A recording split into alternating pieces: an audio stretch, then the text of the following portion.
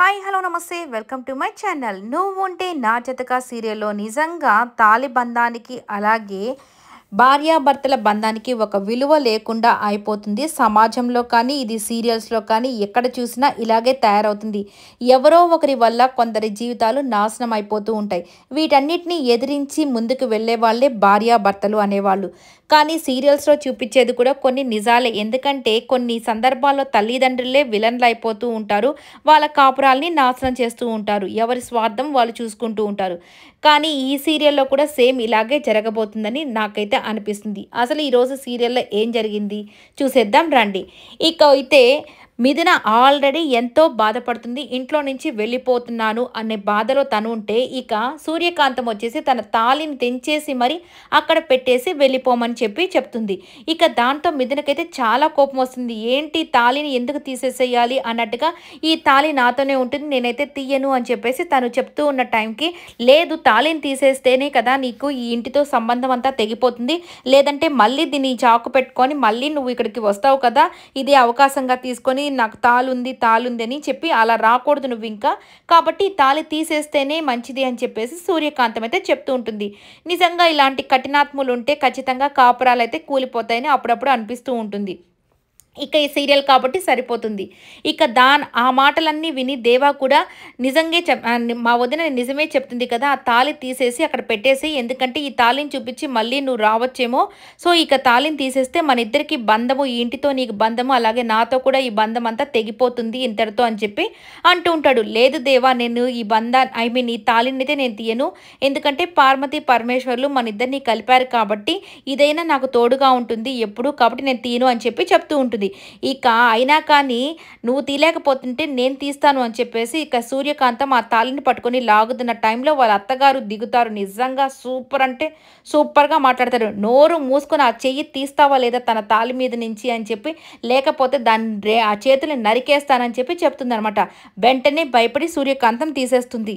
నిజంగా చెప్తుంది వాళ్ళ అత్తగారు, నీకు అసలు బుద్ధి ఉందా లేదా, నువ్వు కూడా ఒక సుమంగళవే కదా, ఒక సుమంగళి తాళిని తీసేదానికి నీకు మనసు ఎట్లా వచ్చింది, అలా తీసేస్తే ఎవరికైనా మన ఇంటికి చుట్టూరు పాపం తగులుతుంది, సో మనము ఇక పైకి కోలుకోలేము, తన మెడలో నుంచి తాళి తీసేమని ఏ విధంగా అడుగుతున్నావే నువ్వు అని చెప్పేసి ఇక సూర్యకాంతానికి బాగా గడ్డైతే పెడుతుంది.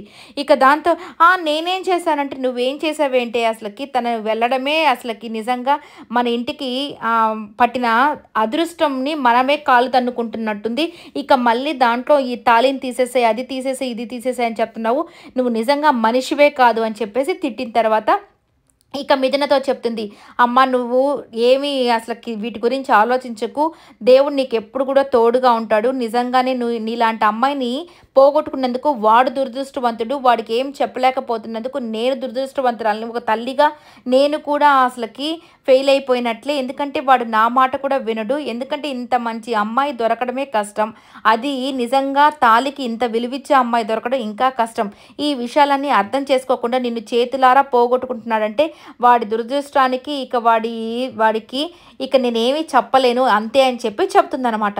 ఇక దాంతో మిథున వచ్చేసి, నేను మిమ్మల్ని అత్తలా కాదు తల్లిలాగా చూసుకున్నాను, అమ్మానే పిలిచాను, సో మీరు ఎప్పుడు కూడా నా అమ్మేను, నేను ఎక్కడ ఉన్నా కానీ మీరు నన్ను అమ్మగానే దీవిస్తారని అలాగే ప్రేమిస్తారని నేను నమ్ముచున్నాను అని చెప్పేసి ఆమె కాళ్ళకు దండం పెట్టుకొని ఇక వాళ్ళ మావయ్య దగ్గరికి అయితే వెళ్తుందనమాట. ఇక పాపం వాళ్ళ అత్తగారు కూడా ముద్దు పెట్టుకొని, నువ్వు ఎక్కడున్నా సంతోషంగా ఉంటావు మిథున, నీకు దేవుడు ఎప్పుడు తోడుగా ఉంటాడు అని చెప్పి పంపిస్తుంది.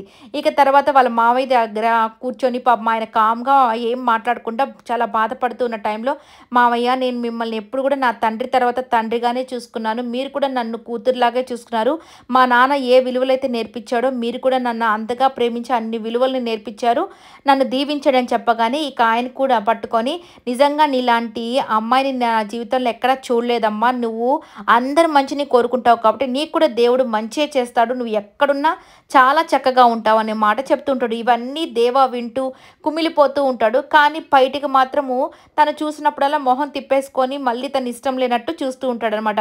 ఈ మాటలన్నీ కూడా వింటూ ఉన్నాడు. ఇక తర్వాత చివరికి ప్రమోద్ని వాళ్ళ ఆయన మళ్ళీ దిగొచ్చి అక్క అదే అక్క నీలాంటి అక్క నాకు నిజంగా దొరికినందుకు నేను నిజంగా థ్యాంక్స్ చెప్పుకుంటున్నాను.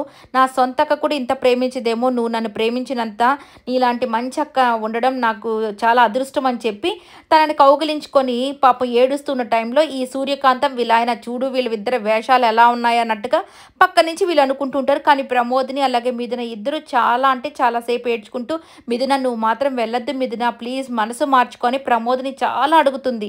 అయినా కానీ ఇక వినదు. తర్వాత బావగారు మీరు బాగా జాబ్ చేసుకోండి, మీ పాపని తీసుకొని వచ్చి మంచిగా చదివించుకోండి, మీ దగ్గరే పెట్టుకోండి అని చెప్పేసి తనకు చెప్తే ప్లీజ్ అమ్మా నువ్వు వెళ్ళొద్దు అని చెప్పి ఆయన కూడా చెప్తాడు. లేదులే బావగారు అని చెప్పేసి ఇక వీళ్ళిద్దరు కూడా ఉంటారు, రంగా అలాగే సూర్యకాంతం. అక్క నువ్వు ఎలాంటి దానివైనా నువ్వు నా అక్కవే అంటే అక్క లేదు తొక్క లేదు ఏమీ లేదు, నువ్వు త్వరగా బయలుదేరమ్మా, మళ్ళీ ముహూర్తం బాగలేదు, రాహుకాలం వచ్చేసింది, నేను వెళ్ళను, ఇలాంటి మాటలు చెప్తావేమో, నువ్వు త్వరగా బయలుదేరు అని చెప్పేసి చెప్తూ ఉంటుంది. ఇక అందరికీ కోపం వస్తుంది, ఏంటి మనిషేనా అసలుకి ఇంత కఠినంగా ఉంది అన్నట్టుగా. ఇక అలాగే సరే బావగారు వెళ్ళొస్తారని రంగాకు చెప్తే బయలుదేరమ్మా, ఇక నువ్వు మాత్రం రాకు మళ్ళీ తిరిగి అని చెప్పేసి వీళ్ళిద్దరూ అయితే అంటారు. ఇక మళ్ళీ ఇంకా పాపం ఇచ్చి ఎందుకులే వీళ్ళతో అని చెప్పేసి ఇక బయలుదేరి గుమ్మం దగ్గరికి వెళ్ళేసరికి మళ్ళీ దేవాన్ని చూస్తూ ఉంటుంది. నన్ను వెళ్ళొద్దంటావా అంటే వెళ్ళకుండా ఉండనా అన్నట్టుగా తల చూపుతూ ఉంటే తనైతే మొహం తిప్పేసుకుంటాడు. మనసులో ఎంతో బాధ ఉన్నా కానీ ఇంకా తిప్పేసుకొని ఇక వెళ్ళు అన్నట్టుగా చూస్తుంటాడు. ఇక పాపం చాలాసేపు చూసి కన్నీళ్ళతో పెట్టుకొని తనతో ఉన్నటువంటి మెమరీస్ అంతటినీ రీకాల్ చేసుకుంటూ ఉంటుంది. తనతో చేసిన ఫన్ కానీ అవన్నీ ఆ విజువల్స్ అన్నీ కళ్ళ ముందుకు వస్తూ ఉంటాయి అనమాట. అక్కడ ముగ్గుని చూడగానే వాళ్ళ మామగారు చెప్తారు కదా, నీలాంటి కోడలు నీలాంటి అమ్మాయి నాకు కానీ ఉండుంటే బాగుండేదమ్మా, కోడళ్ళు అనేవాళ్ళు మేము అంటే కొనుక్కొని తెచ్చుకున్న అదృష్టవంతులు కోడళ్ళు అనేవాళ్ళు, నీలాంటి కోడలు మాకు దొరికినందుకు హ్యాపీ, ఇలాంటి ముగ్గేస్తుంది కదా రోజు మా గడపన ముగ్గేస్తున్నావు కదా అని చెప్పేసి పొగుడుతుంటారు కదా. ఆ మాటలన్నీ గుర్తు చేసుకొని చాలా ఏడుస్తూ ఇక గడప అయితే దాటేస్తుంది. ఇక దేవ అయితే పరిగెత్తుకుంటూ గడప దగ్గరికి వస్తాడు. అయ్యో వెళ్ళిపోతుంది నా ప్రాణం, నిజంగా నేను ఎంత బాధగా ఉన్నానో నాకు మాత్రమే అర్థమవుతుంది, నీ మంచి కోసమే చేస్తున్నాను మిథున, ఇదంతా నా స్వార్థం ఏమీ లేదు, నువ్వు ఎక్కడైనా బాగుండాలని, నాతో ఉంటే నీకు ఎప్పుడైనా ప్రమాదమే, అందుకే నేను పంపించేస్తున్నాను, ఇంత కఠినంగా నువ్వు ఎంత బాధగా వెళ్తున్నావో నాకు తెలుసు, కానీ ఏం చేయలేకపోతున్నాను, నా వల్ల నీకు ప్రమాదం వస్తుందని ఒకే కారణంతో నేను పంపించేస్తున్నాను అని చెప్పేసి అనుకుంటూ ఉంటాడు.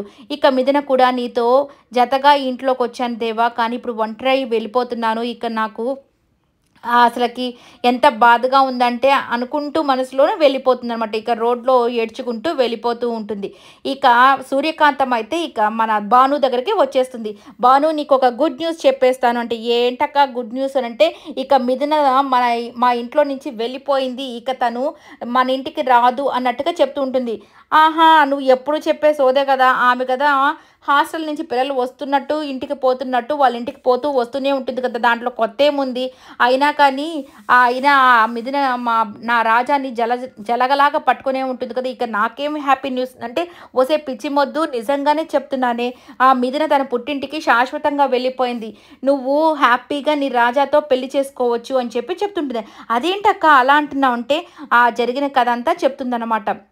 ఇక తను రాదంట, ఇక తను శాశ్వతంగా వాళ్ళ ఇంటికి వెళ్ళిపోయింది, నిజంగా ఇంకా నువ్వు సంతోషంగా ఉండొచ్చు భాను అని చెప్పి చెప్తూ ఉంటే, నిజంగా నాకు అబ్బా భలే గుడ్ న్యూస్ చెప్పావక్క, నిజంగా వీళ్ళిద్దరు ఎప్పుడు ఇట్ అయిపోతారా, అసలుకి వీళ్ళిద్దరు ఒకరి మీద ఒకరు చాలా ప్రేమగా ఉన్నారు కదా, నిజంగా ఇలా అయిపోతుందని నేనైతే అనుకోలేదు, అయినా మంచి గుడ్ న్యూస్ చెప్పావు కదా అని చెప్పేసి వీళ్ళిద్దరు తీన్మార్ డ్యాన్సులు వేసుకుంటూ ఉంటారు. అబ్బా ఇప్పుడు సూర్యకాంతం అనుకుంటూ ఉంటుంది, నాకు ఏదన్నా గిఫ్ట్ ఉందా, ఇంత మంచి న్యూస్ చెప్పాను కదా అంటే, సరే ఒక్క నిమిషం ఉండక్క అని చెప్పేసి డబ్బులు తీసుకురావడానికి వెళ్తే, అబ్బా మినిమం 10,000 ఇస్తుందేమో, ఇంత మంచి న్యూస్ చెప్పాను కదా అనుకుంటే అంతా డబ్బులు లెక్కేసి 10 రూపాయలు చేతిలో పెట్టి ఎంజాయ్ చేసుకోక చాక్లెట్ కొనుక్కొని స్వీట్ అంతా నోట్లో వేసుకొని ఎంజాయ్ చేయని చెప్తే, ఏంటి ఈ 10 రూపాయలకే ఇంత పెద్ద భారీ బహుమానం ఇచ్చావు, ఇంత పెద్ద భారీ స్థాయిలో రుణం తీర్చుకోవడం అంటే నిజంగా నీ వల్లే అవుతుంది భాను, ఇంత పెద్ద రుణాన్ని ఆ బ్లాక్ అండ్ వైట్ సినిమాల్లో కూడా చూడలేదు, 10 రూపాయలు ఇచ్చి మరీ ఎంజాయ్ చేయమంటున్నావు చూడు, నువ్వు సూపర్ అని చెప్పేసి ఇలా ఫన్నీగా జరుగుతూ ఉంటుంది. ఇక మిథున వాళ్ళ ఇంట్లో వచ్చేసి వాళ్ళ చెల్లెలు వచ్చేసి, నాన్న అక్కకి ఫోన్ చేసి చెప్తే అక్క చాలా సంతోషపడింది నువ్వు ఇంటికి వచ్చేసావు అని చెప్తే, అది కూడా కాక బావగారు నిన్ను కాపాడాడని తెలిసిన తర్వాత అక్కకైతే ఇంకా సంతోషం రెట్టింపు అయిపోయింది అని చెప్పి మాట్లాడుకుంటూ ఉంటారు. ఇక లలిత వచ్చేసి, నిజంగా అండి మీరు వచ్చిన సంగతి మిథునకు తెలిసిన వెంటనే పరిగెత్తుకుని వచ్చేస్తుందంటే ఈ పాటికి వస్తూనే ఉంటుందేమో మన ఇంటికి. ఎందుకంటే తనకు అక్కడ నిన్ను చూడాలనే ఆశ మాత్రమే ఉంటుంది. ఇంక అక్కడ కాళ్ళు నిలవవు కాబట్టి వచ్చేస్తూ ఉంటుందేమో అని చెప్పి అనుకుంటూ వీళ్ళు సంతోషపడుతుంటారు. అప్పుడే ఇంట్లోకి ఎంటర్ అవుతూ ఉంటుందన్నమాట. బయట అడుగులు వేసుకుంటూ వస్తూ దేవాతో బంధం కావాలా, ఈ పుట్టింటితో బంధం కావాలంటే నాకు దేవానే కావాలని చెప్పిన మాటలు గుర్తు చేసుకొని చాలా బాధపడుతూ మళ్ళీ దేవానే నన్ను పంపించేశాడు కదా అని బాధపడుతూ వస్తూ ఉంటుంది. కానీ మిథునం చూసిన తల్లిదండ్రులు మరి ఇప్పుడు ఏం ఫీల్ అవుతారో, ఈ అమ్మాయి సూట్ కేసు తీసుకుని వచ్చేసిందంటే ఏం జరిగిందో అని ఆందోళనతో ఇక హరివర్ధన్ మారుతాడా లేదా సంతోషపడతాడా చూడాల్సి ఉంది. ఈయన మీదే ఆధారపడి ఉంది మిథున జీవితం, దేవా జీవితం. ఈ వీడియో అంతా మీకు నచ్చినట్టయితే లైక్ చేయండి, షేర్ చేయండి, కమెంట్ చేయండి, సబ్స్క్రైబ్ చేసుకోవడం మర్చిపోకండి. Thank you so much for watching.